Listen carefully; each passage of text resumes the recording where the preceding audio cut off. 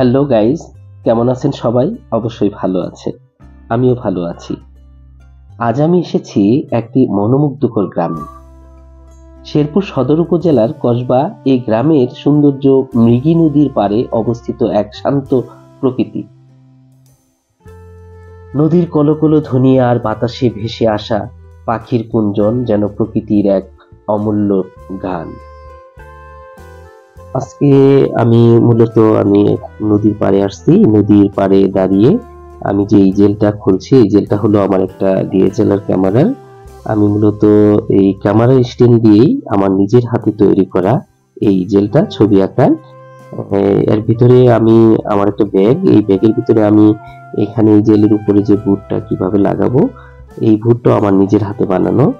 আর আমার এই জেলের উপরে আমি সহজেই যেন আমার ব্যাগের ভিতরে আমি যে কোনো জায়গায় নিয়ে যেতে পারি, সেই জন্য আমি সুন্দর করে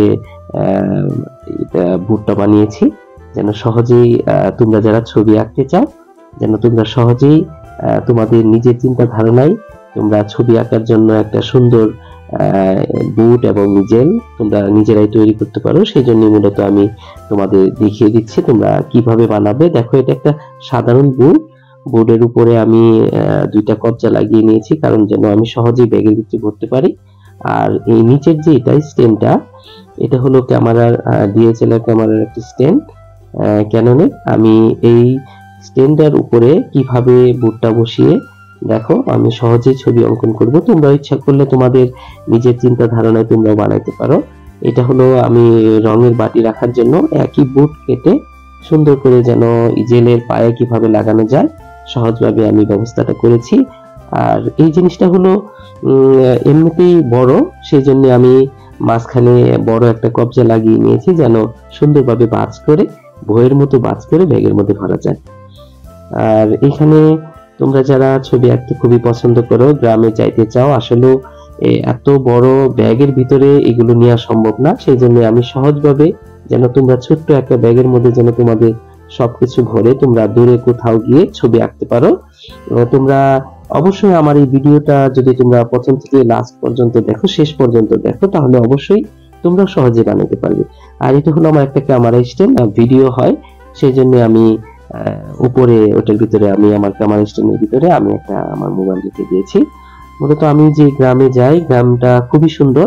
আমি নদীর পাড়ে দাঁড়িয়ে, মৃগী নদীর পাড়ে দাঁড়িয়ে যখন ছবি আঁকছিলাম, আশপাশের লোকেরা আসলে, ছোট্ট বাচ্চারা, তারা আসলে ছবি আঁকতে খুবই পছন্দ করে। আমাকে দেখে অনেকেই কিছুক্ষণের মধ্যেই অনেক ভিড় হয়ে যায়।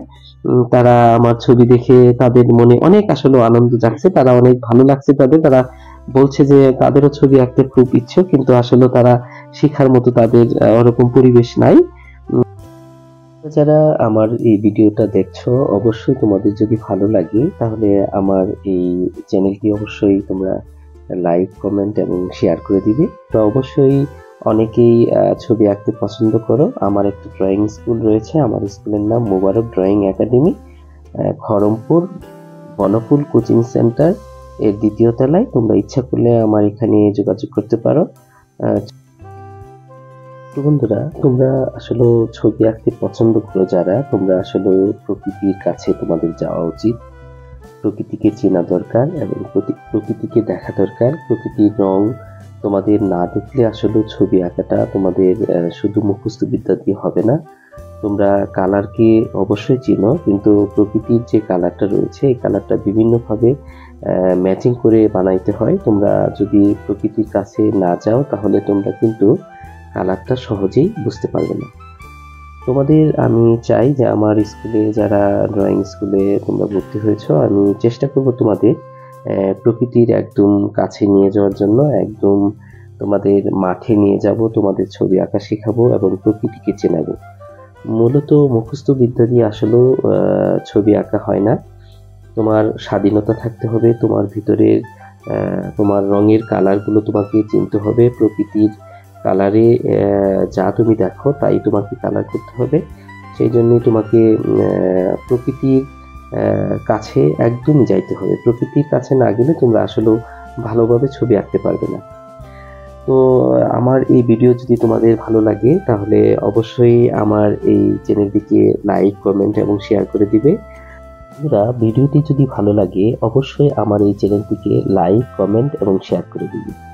আর অবশ্যই তোমরা যারা এখনো আমার এই চ্যানেলটিকে সাবস্ক্রাইব করো নাই, এখনই চ্যানেলটিকে সাবস্ক্রাইব করে দিবে। ভালো থাকো, সুস্থ থাকো, আল্লাহ হাফেজ।